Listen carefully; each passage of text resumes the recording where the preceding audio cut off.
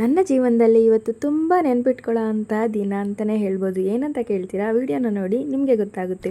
ನಾನು ನನ್ನ ಮಗಳಿಬ್ಬರು ಕೂಡ ರೆಡಿಯಾಗಿ ನನ್ನ ಫ್ರೆಂಡ್ ಮನೆ ಹತ್ರ ಹೋದರೆ ಅವಳು ಇನ್ನೂ ರೆಡಿನೇ ಆಗಿರಲಿಲ್ಲ. ಅವಳು ರೆಡಿ ಆಗೋವರೆಗೂ ವೆಯ್ಟ್ ಮಾಡಿ ನಾವು ಹೊರಟಿದ್ದೆ ತುಮಕೂರಿಗೆ.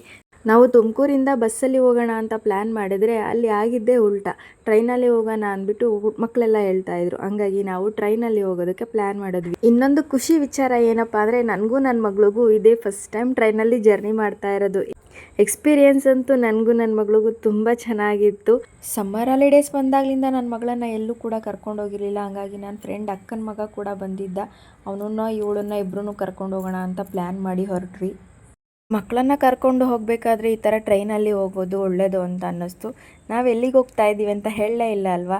ಇಸ್ಕಾನ್ ಟೆಂಪಲ್ಗೆ ಹೋಗ್ತಾ ಇದ್ದೀವಿ. ತುಂಬ ದಿನದಿಂದ ಅಂದ್ಕೊಳ್ತಾ ಇದ್ವಿ ಇಸ್ಕಾನ್ ಟೆಂಪಲ್ಗೆ ಹೋಗಬೇಕು ಅಂತ. ಆದರೆ ಇವತ್ತು ಆ ಕಾಲ ಕೂಡಿ ಬಂದಿದೆ. ರೈಲ್ವೆ ಸ್ಟೇಷನಲ್ಲಿ ಇಷ್ಟೊಂದು ಜನನ ನೋಡಿಬಿಟ್ಟು ನನಗೆ ಶಾಕೇ ಆಗೋಯಿತು. ಇಷ್ಟೊಂದು ಜನ ಇರ್ತಾರಾ ಅಂತ ಅಂದ್ಬಿಟ್ಟು. ಈ ಸಲ ನಾನು ನನ್ನ ಫ್ರೆಂಡ್ ಜೊತೆ ಬಂದಿದ್ದೀನಿ, ಅದೇ ಸ್ಪೆಷಲ್ ಅಂತ ಹೇಳ್ಬೋದು. ದರ್ಶನ ಎಲ್ಲ ಮುಗಿಸ್ಕೊಂಡು ಮಕ್ಕಳೆಲ್ಲ ಮತ್ತು ಊಟ ಮಾಡಬೇಕು, ಹೊಟ್ಟೆ ಹಸಿತೈತೆ ಅಂತಿದ್ರು ಮಕ್ಕಳೆಲ್ಲ. ಹಾಗಾಗಿ ಊಟಕ್ಕೆ ಬಂದು ಊಟ ಕೂಡ ಮುಗಿಸ್ಕೊಂಡು ಅಲ್ಲಿ ಸ್ವಲ್ಪ ಫೋಟೋಸ್ ಎಲ್ಲ ತೊಗೊಂಡು ಮತ್ತು ಇನ್ನೂ ಟೈಮ್ ಇದೆ ಓರಿಯನ್ ಮಾಲ್ಗೆ ಹೋಗೋಣ ಅಂತ ಹಠ ಮಾಡ್ತಾಯಿದ್ರು. ಹಂಗಾಗಿ ಓರಿಯನ್ ಮಾಲ್ಗೂ ಕೂಡ ಕರ್ಕೊಂಡು ನನ್ನ ಮಗಳಂತೂ ಸಿಕ್ಕಾಪಟ್ಟೆ ಖುಷಿ ಪಡ್ತಾಯಿದ್ಲು. ನಾನು ಗೇಮ್ಸ್ ಎಲ್ಲ ಆಡಬೇಕು ಅಂತ ಹೇಳ್ತಾಯಿದ್ಲು. ನಮ್ಮ ಹತ್ರ ಗೊತ್ತಲ್ಲ ಬಜೆಟ್ ಪ್ರಾಬ್ಲಮ್ಮು, ಮಂತ್ ಎಂಡು. ಹಾಗಾಗಿ ನೆಕ್ಸ್ಟ್ ಟೈಮ್ ಕರ್ಕೊಂಡು ಬಂದಾಗ ಗೇಮೆಲ್ಲ ಆಡಿಸ್ತೀನಿ ಅಂತ ಹೇಳಿಬಿಟ್ಟು. ಮತ್ತು ನನಗೂ ಇನ್ನೊಂದು ಏನಪ್ಪ ಹೇಳಬೇಕು ಅಂದರೆ ಮೆಟ್ರೋದಲ್ಲಿ ಕೂಡ ಇವತ್ತು ಹೋದೆ. ಅದೊಂದು ಖುಷಿ ವಿಚಾರ. ಮೆಟ್ರೋದಲ್ಲಿ ಫಸ್ಟ್ ಟೈಮು, ಟ್ರೈನಲ್ಲಿ ಫಸ್ಟ್ ಟೈಮು.